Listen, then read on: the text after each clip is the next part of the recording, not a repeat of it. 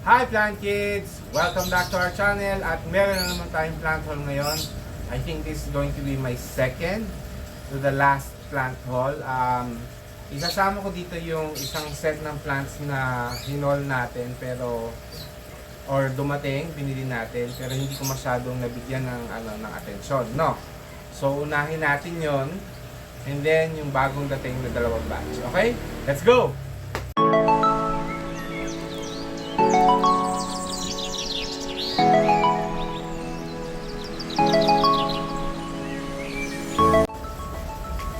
So, nandito na tayo ngayon sa ating first batch. Ito ay pinaka luma dito sa ipaplant hole natin, no? Ito po ay galing lang dito sa Rizal, taga Binangonan lang po siya. Okay, ang pangalan po niya ay Nineng Cynthia. Ito po ang kanyang Facebook page. Okay, so simple lang naman, puro mga common itong mga binili natin sa kanya. Number 1 na po dyan ay itong ating tea plant. Okay? Nagustuhan ko lang yung porting at saka kulay. Okay? So that's number 1. Number 2 ay itong ating pangalan ito, Vietnam Rose. Okay? So I said, kaya natin ito kinuha kasi meron na tayong hanging pot na mapaglalagyan at plano ko talaga siyang hanging kasi nakita ko yung isang nakuha ko dati na Vietnam Rose ay mas okay. Kasi kaya ayoko lang, inayawan ko ang Vietnam Rose dahil takaw milibag siya. Pero since nakahangin siya ngayon, feeling ko hindi siya imimilibags. Okay? Our third is white variegation na MOA. Kasi yung atin ngayon ay parang mint tapos may medyo konting yellow yung variegation niya. And then this one, I forgot the ID. Pero ilalagay ko na lang po dyan sa baba. Sa picture po, mukha po itong fern. Pero hindi po siya fern. Parang po siyang damo lang. Pero napakaganda po. And then next, ito naman. Ito, nagustuhan ko lang siya kasi mura lang siya. Ayan. Si Black Velvet na alocasia. And then lastly, kung saan nagsimula ang ating pagmamine dun sa set ng mga halaman niya for this batch is itong begonia na to. Okay? So itong begonia na to, plano natin lagay doon sa may arawan dito para kumapal. Okay? Kasi yung ganito natin dati, napabayaan natin na ilagay natin sa may dilim. Mahilig sa araw. Okay? Okay. So that's our first batch. Okay, next. Ito naman dalawang ito. Na halaman na to ay galing kay Fabulous Plants by Jenny. Taga Antipolo siya pero doon siya sa may lower part. Okay? So hindi ko maalala ang pangalan niya. Pero matagal ko lang gusto itong dalawang to at ngayon lang nakakuha ng mura. I got these 2 pots for 900 pesos. Stable na siya. Okay? So, hindi ko alam kung SP Columbia yung isa. And then yung isa ay I forgot. Pero ilalagay na lang natin po dyan yung kanilang pangalan. Okay? This one and this one. Yan. Now lastly, ito naman po ay set of agaves. Okay? So galing naman siya sa isang seller sa QC. Okay? Hindi ko na ilalagay yung Facebook page na kasi alam ko quitting na siya kaya nga niya binibenta to.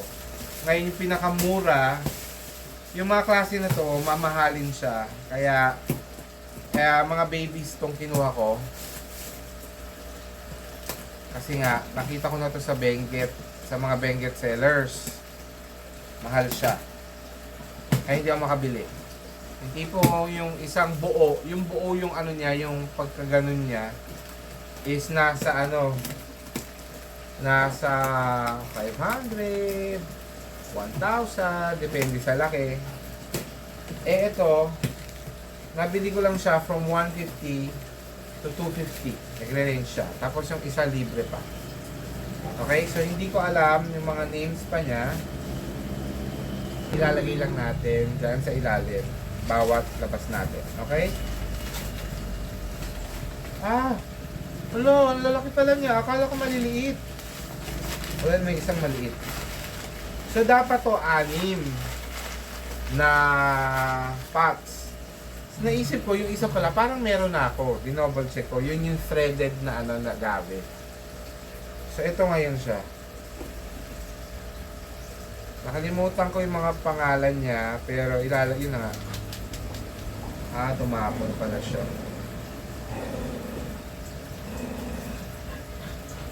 Pero, lalagay ko na lang siya daan sa ilalim. Okay? Ito yata yung may line. Yung may red line. Okay? 1. Lahat to wala pa ako. Ewan ko lang yung free niya kung meron pa ako. Meron na ako. And then ito. Mga nakakalimutan. Mga hindi ko alam ang mga names niya. Ang maganda nito, katulad nito, naka white pot na. Ito, ililipat ko lang ng white pot. Tapos, ano na siya, naka-pot na nga siya, so stable na siya. And then next is this one.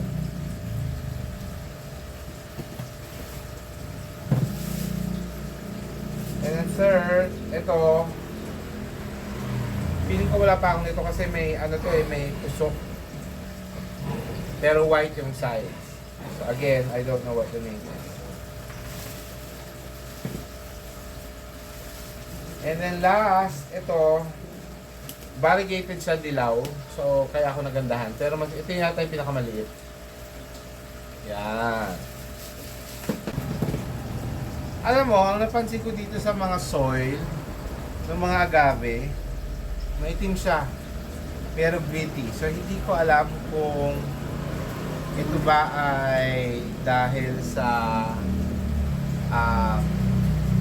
vermicast o iba. Parang may charcoal nga sa sobrang itim niya. So ito yung ating mga first batch. And ito yung galing sa Christmas party. Hindi ko pa nagagalaw rin. And then this is the second batch. Hindi ko maalala. Ano ba yan? Pero gustong gusto ko itong mga... Ang tagal ko nang gusto magkaroon ito. Ngayon nagkaroon ako. Nakalimutan ko naman ang pangalan. And then the new agaves.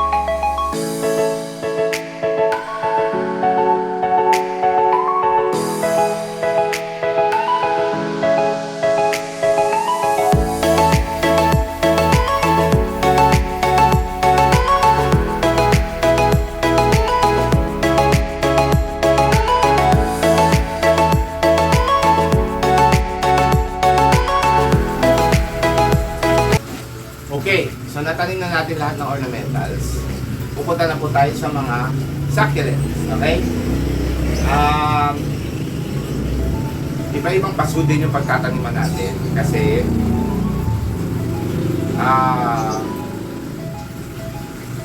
hindi sila lahat nasa white pots, okay? And then, yung iba dito, parang gusto ko paglaki nga, nandun na siya sa pot na yun. Hopefully, mangyari yun. Okay? So ngayon, simulan na natin.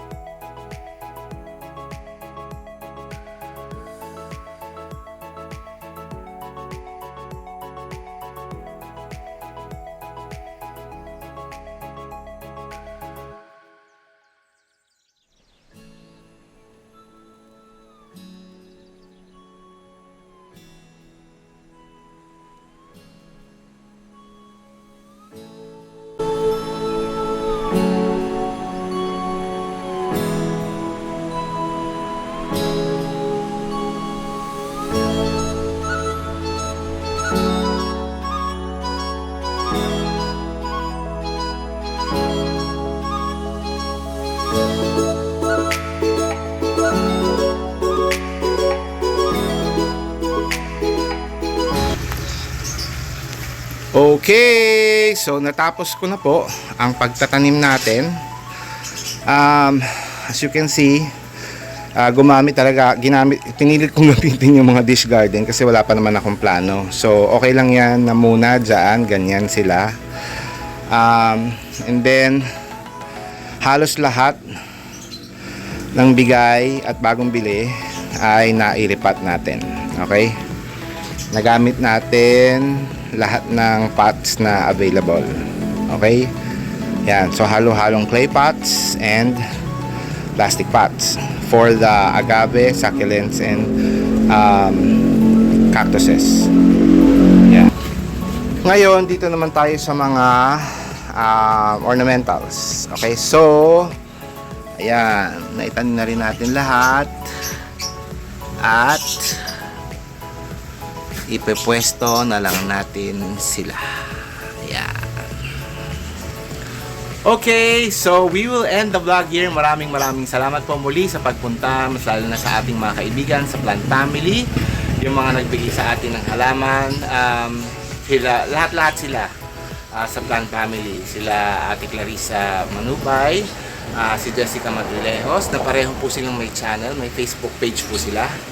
And then si Joanne Montesa, si Ate Lenny Astudillo, yung sponsor sa atin sa ating venue doon sa ating Christmas party. And then of course yung iba pa po natin kasama, sila Jessica, si Melissa, and then si Ma'am Roda na namigay din ng mga prize kahit hindi po siya nakarating. Tapos hopefully wala akong nakalimutan kasi kami lang naman yung magkakasama sa party. Okay? And then sa ating team promote na headed by Nori Ogani Official, maraming salamat. And then sa ating mga kaibigan doon, si Mama Donna.tv, Josephine Bauyon, Wayne BTE Halamanay, Rolly Zil's Vlog, Leon Lynn's Garden, Succulent Davao, Pokyong Channel, Shining G, Mami Luz TV, at marami pong iba na lagi nating nakakasama doon. Okay, so maraming salamat po ulit. This is Plant Tatay Barry of Antipolo saying bye, Plant Kids!